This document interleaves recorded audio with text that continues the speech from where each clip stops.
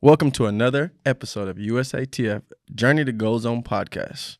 I'm your host, Wallace Spearman, brought to you by the actual host, Amy Begley. And we have a very special guest that we'd like to introduce. Weini Kelati, welcome to the show. We appreciate you. Thanks for joining us. We've been waiting on this one. We're ready to just jump on in. Of course. Thank you. Thank you for having me. It's an honor to be here talking to you guys. We've been, really excited about having this podcast because you've kind of been on a tear lately, made 4 U.S. teams and a new 2024 Olympian in the 10,000 meters. And the thing I'm most excited about is the new American record in the half marathon, 1:06:09. I mean, we're talking about getting down to 1:05, so close. And then, we had the half marathon champs this weekend, which I know probably didn't go the way you wanted. But I want to go back and kind of start from a little bit of the beginning because I feel like we haven't gotten to know you as well as some of the other athletes, and I'd love to change that and give some of our listeners and other USATF and track fans some of your history. So were you one of the crazy kids that saw people running and loved it? What got you into this distance running? Well, first, as I always mention, I don't know how I get into running because I started accidentally while I was in my sport class. That's what we called back home when I was in 6th grade. I was sitting and watching people playing different sports. And one of my professor came to me and he said, why don't you run? I said, well, I'm sore from the other day. And he said, because you never do it, that's what it's going to happen if you don't do it again. I went to run and I was like, nope. But I have to because that's how you get score for the class. And also the teachers have more power back home than the kids. And they said, oh, if you don't do it, you're going to kick out from, you're going to get kicked out from the school. And I was like, oh my God, okay, I have to do it. I did it. But once I start, I'm very competitive, so I beat all the girls and boys that day, and he goes like, oh, now you should start running. That's how I started running, and once I started running, I never learned how to sprint. It was just like jumping into the 5K, 6K race. I think that's how I introduced to a distance running. And did you like on the track or on the roads better? Well, first, I like more cross country because the track that we were running was a dirt track. So when I get into the track that have the real track, and I feel like, wow, I was so confused and I don't like this. But soon I get to learn and I get better at it. But as I said, I used to love cross country and anything that outside of track. Now I start racing road race and I really like it. I feel like the road racing is my favorite than the track still. Well, you mentioned that you were competitive. I feel like I'm very competitive as well. So growing up or even now, is there someone that you're most competitive with, like a friend or a family member? Someone that you usually just compete with? No, I mean, I just feel like I'm pretty competitive when it comes to the race, but I don't have one person that I stand against. So I just feel like, yeah, I love doing this. Let's do it. Yeah, that's me. That's awesome. Maybe I'm too competitive then. That might say a lot about me that I need to work on off camera. And my husband and I had to quit playing games together because it didn't end well with us with mini golf and things like that. So you're one of your first international competitions. You came and raced in Eugene for U20s, and that kind of started off kind of the rest of your career, right? Do you want to go back and talk about kind of U20s in 2014 and how that kind of brought you to where you are today? Yeah, I mean, as the people might know, I have told them many times, but I came for world championship, the junior world championship in Oregon. I was the only girl out of 5 boys that came to compete, and my decision was to stay here and chase my dream and help my family and do the things that I want to do in life. I was, at the time, I felt like I was already grown, but to go back and think about it, I was very young. But I make a decision, and I did not know anybody at the time. And I find strangers, which they became friends, that helped me to stay when I asked them I wanted to stay. And but at the time I was so confused. I did not know how I'm going to continue running. All I was thinking is, oh, okay, I love running. I would love to do it again if there is any chance that I can do it. But the most important thing for me was to help my family and achieve other things that I want to do in life. I found out my cousin who was in Virginia, and he reached out if I wanted to live with him. I said, yes, that sounds great. That's what I wanted to do. And he was a runner himself. He helped me to talk about what I can do to continue running, going to school, and that's going to help me to continue running because he ran a full locker. He got scholarship. He went to college, and he was like, yeah, you can do this. I've done it myself, and you can get opportunity even if you wanted to continue running. You can turn pro and achieve the things that you want. And I was like, first I was like, nope, I'm just gonna work and help my family. But we had a lot of conversation, and I think he won, and I decided to go to school and continue running with the high school team, which is at Heritage High School, Leesburg, Virginia. And I was so thankful for the people that I get to know. Running brought me in this world, and it bring me a lot of friends and a lot of people who helped me to be the person who I am today. And now I'm here. We love that. And you went on to win Foot Locker and state titles and NCAA as well. So it wasn't an instant success. It was a very slow build in each level that you went up. Looking back, is there anything that you would give advice to for the younger athletes coming through high school and college to help them, in their journey? Yeah, I mean, it took me a very long time to be the person who I am today. Actually, I'm still working on it.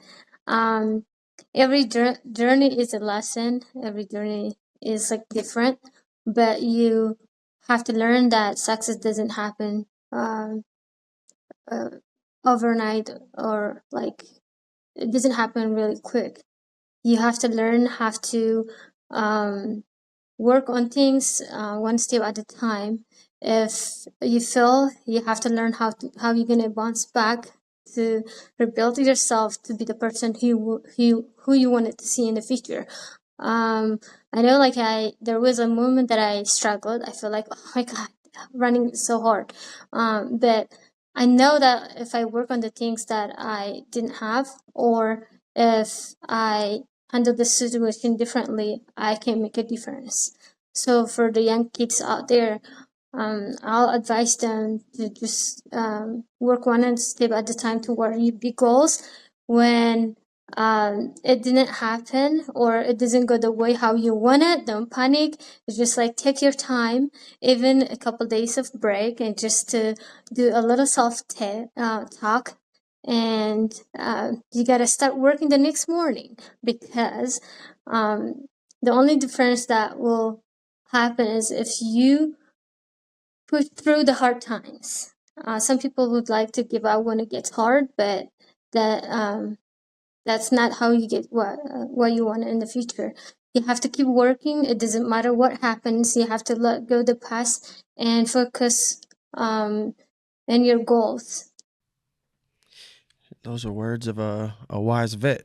So you're definitely very experienced at your age. So I had a coach, and my coach told me once that greatness leaves signs.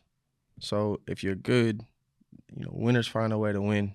And winning doesn't always mean finishing first, but it means finding ways to get better. So you've had success in high school, you've had success in college, and now as a pro.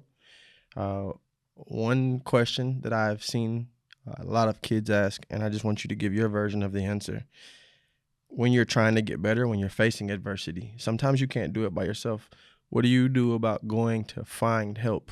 Whether it be your coach or your agent, family, sports, psych, or mental health.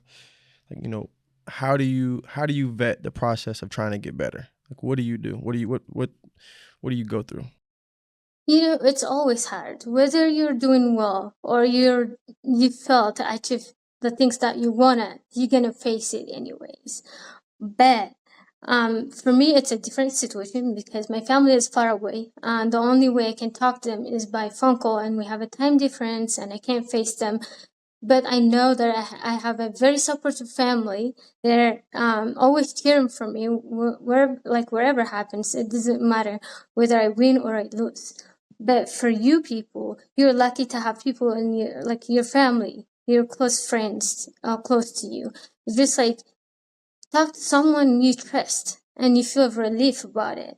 Even it doesn't, that's okay to cry in front of them. It's not embarrassing. You just trying to express what you have inside, and it's going to help you to feel better. But as I said, for me, it's a different situation. There might be kids have a similar situation. All I do is just pray. Prayer can help you just to feel as much as you talk to someone. But it's good to have found someone, really important person, to share everything what you have it. If you don't find, as I said, it's just prayers can help you a lot to get through. So we talked about coming over adversity in the trials for the last Olympics. You ended up not finishing, but then you end up winning in 24 and making the Olympic team and getting 8th in Paris. Can you talk about the difference in those 4 years and the things that you did differently to prepare for this next one? Yeah, I mean, it's always hard when you come, it's just yes, I'm going to do it. And then it doesn't happen. Especially it stinks when you lose the most important race of your life. But I said it's okay to fail to achieve your goals, because the good thing about running is there is another one you can do it, even it's going to be 4 years later, especially for the Olympics, but you have to work mentally and physically to prepare for the next one. For me at the time, it was really devastating that I didn't get to finish the race. Not only making the team, but I didn't get to finish the race. That was my first time, the first time in my life that I didn't get to finish the race. And I did not know, I was so confused at the time. I was oh my God, this is really hard. Why this happened? And it's the biggest race of my life when I feel I can do it. But there was a lot of things that going on outside of running. And I'm the type of person that I don't like excuses. Even though I'm hurting, where I feel mentally down or I'm sick, I just wanted to do well on the race. That's me. But if it doesn't go well, take a little break, talk to the your family, your closest friend. If you don't want to, if you feel you don't want to share, just share the little things that you want to, you can share. And you have to find a way to get back to it, because if you don't, if you keep thinking about the past and then let the things that hold you down, then the things or the adversity wins over you. You have to learn how to get how you're gonna win against it. So you have to work, and of course it's hard. It's not easy when I'm talking, it might feel easy, but it's not easy. You have to wake up every day. You have to remind yourself why you started at the first point, why you start this, and what do you want to do in the future. It's similar to imagine you start a race and you feel oh, this is getting hard, I'm gonna stop here. No, you can't stop. You gotta finish the race. It doesn't matter how it went, but you have to get better in the next one. And so what are you and Coach doing? What did you guys do differently in the 4 years from, I guess technically 3 years, right? 2021 to 2024. What did you guys do differently to prepare? Well, I feel like a lot of them was were my training, my workouts, and we can talk the way like on how we're gonna get like ready for this tactical race or championship races. But most importantly, he just like will tell me, this is just another race. You gotta remind yourself you can do this. It doesn't matter if it goes the way how you want it or not. You have to stand there, be confident, and do your best. That helped a lot because I feel like there is no pressure going to that race. Just go there, do your best, and think it as it is another race. And you just spoke about confidence and you just spoke about pressure. Can you give us a moment in time or over the course of your career where you felt the most confident, and maybe give us some reasons maybe why you felt confident in that moment? Yeah, I'll say like sometimes it's hard to feel confident because like you don't know how the race is gonna turn out, or just knowing that there is only a limited chance that you can make the team. But the most important thing is just think what you have done and what helped you to achieve those things, and maybe talk with your coach, and it can take away some pressure from you when they tell you you can do this. You have done it in training, which you feel like, oh yes, they can see what I've been working on, and I'm ready to go. It's faith in your coach and your team right there. That's a good deal. No, I mean, Winnie, the one thing that people, when they look at you and they think about you, is when you're just, you're usually this bubbly, smiley, happy, ready to go, confident racer. But then, man, when you get on the starting line and you go, for example, World Cross Country, when you just went with them, right? And the half marathon in Houston where you got the American record, and then this past weekend at the half marathon champs,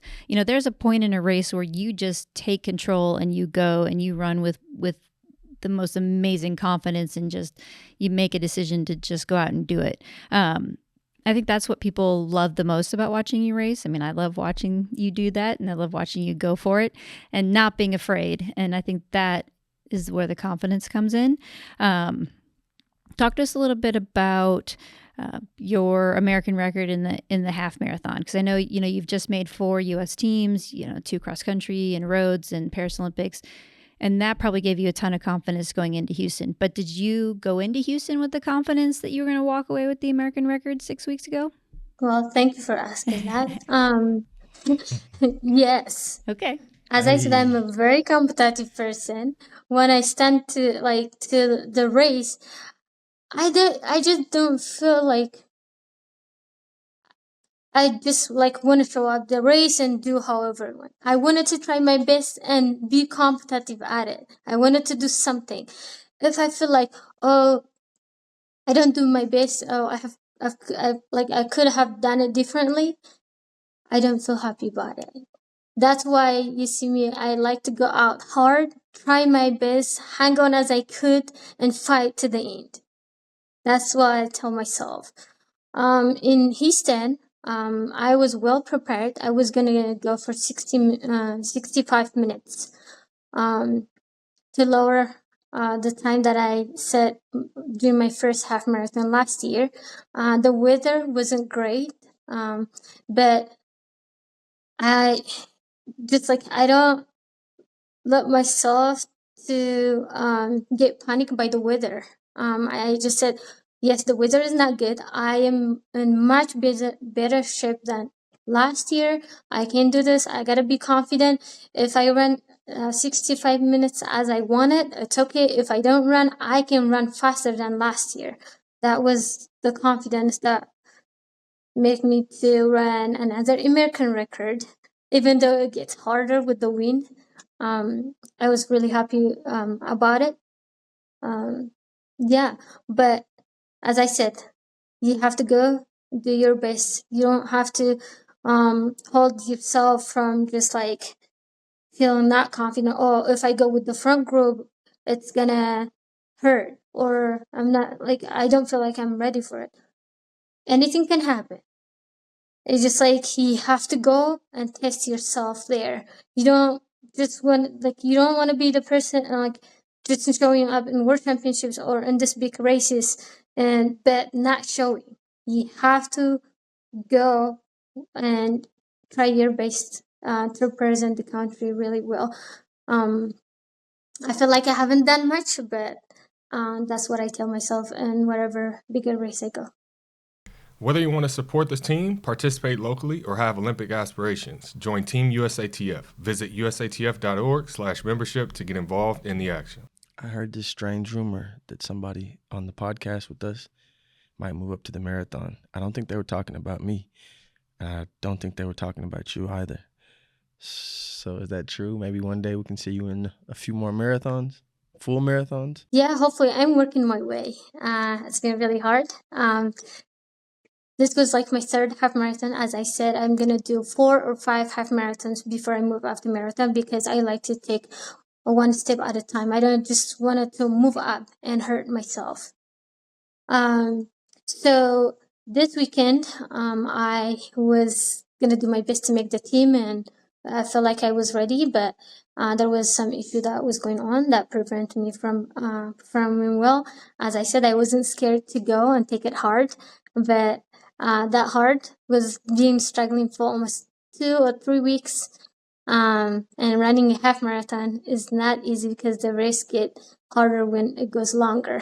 But it doesn't take my confidence away. I am ready. I know what I can do. I've been training for this. I'm gonna run a few half marathons before I move up to a marathon. And once I feel ready, yes, I'm gonna do it. Awesome. And then I had one more question too. You consider this a rumor as well. I hear one of my good friends might be one of the athletes that you idolize or enjoyed watching. I heard you were a fan of Usain Bolt. Is that true? Yes. Care to elaborate on why? Watch. Oh, sorry. Go ahead. Yeah. When I was like a little, before even I start running, I used to watch the sprinters. By the way, I am a big fan of any sports. I watch any sports, even back home. We will turn on the NBC Sport and watch the sprinters, the long distance runners, and I just I love how he brought smile on the field. They just make it very entertaining. Not as a he's a superstar. He's like the best sprinter that in the world, in the planet, wherever you can explain it. But I feel like he bring entertain in the sport. Even the people who doesn't know sport, if you ask them, oh yeah, that guy, I really like watching him. So, I mean. Yeah, I grew up watching him race, and I really like him as a runner. Did you ever have an opportunity to meet him or speak with him? No, that's really sad. I said I'm gonna make the Olympics. Well, I did not know how long it was gonna take me to be at the Olympics, but when I decided to stay here, I thought I was gonna run and make the team in 2016. I was like, I'm gonna make the Olympics and get to meet him, but no, because as I said, sometimes it can take you longer to achieve your goals. It did not happen, but hopefully one day I will get to meet him. So our team is gonna do something for you then, okay? So, like I said, that's one of my really close friends. Probably spoke to him, I think, last week. So 2 things we're going to do. Number 1, I'll make sure you 2 meet before the end of the year, or at least have a conversation. Deal? You okay with that? Oh my goodness. Yeah, I can't believe this is happening. Okay. And then number 2, we're doing a podcast with him. So I'd like to record you maybe giving a message to him, and then we'll show it to him whenever we record our podcast. So there's anything you'd like to say to him? Oh my God. Thank you.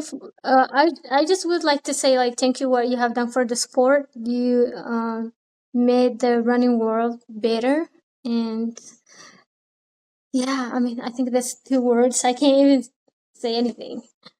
I can't even talk right now. Oh my goodness. That's pretty awesome. All right. I'll leave you alone. I'm sorry. Oh, that is awesome. Well, Weini, even though, this half marathon did not go well for you in Atlanta, you still went out there and ran like a boss and still ran like everyone expected you to, even though it didn't go, like you wanted. But as you know, the fourth place teammate will be announced after May 6th. So the road race ranking on May 6th will determine that. And right now you are sitting at the top of that list by quite a few points. So more than likely, unless we have some women just run out of their minds in the next 2 months, there's a good chance that you'll be named to that team. So that'd be your fifth team.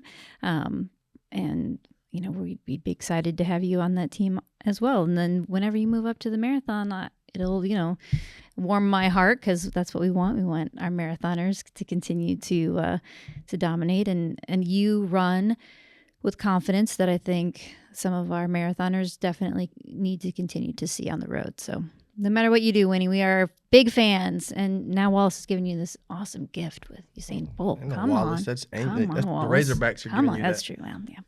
But anyways, we can't wait to see you smiling on that course and just running like the boss that you are on the road. So we're excited for your future and for all the things that you've been doing. Well, thank you. I wish the race was better than how it went, but I'm really happy that I get to run the US Championships, and I'm really happy for the women that made it. I can't wait to watch them. If it happens, I get to join the team. It will be an honor to represent United States, and even run hard and do my best as always. But I'm very proud. This women's that are going to Worlds in San Diego. Will be great watching them in September, and I will be watching. I will be cheering. Yeah. We have a really, really deep women's and men's squad right now, so we're in a good era for long distance running. I have a new favorite. You do? Mm-hmm. Well, Weini is a lot of people's favorite, so. And she gave me a big hug. I was like head down, typing away, walking, and I got this massive hug, and I was like, it's Weini. So you made my day that day, by the way. So I love that. Thank you. Yeah, wherever I see you, I feel like, there's Amy. Somehow I feel like Amy is my second coach. Wherever I go, I get lost. I was like, Amy, what I'm doing? What am I doing here? She helped me with a lot of things, but got that mama bear thank thing. you. Oh, thank you. All right. Well, thank you so much for joining us. Yeah, thanks for joining us. Thanks for stopping in. Anytime you ever want to hop on the podcast, you let us know. Well, thank you for having me. I don't have anything. All right. Thanks. Chat soon. All right. Peace.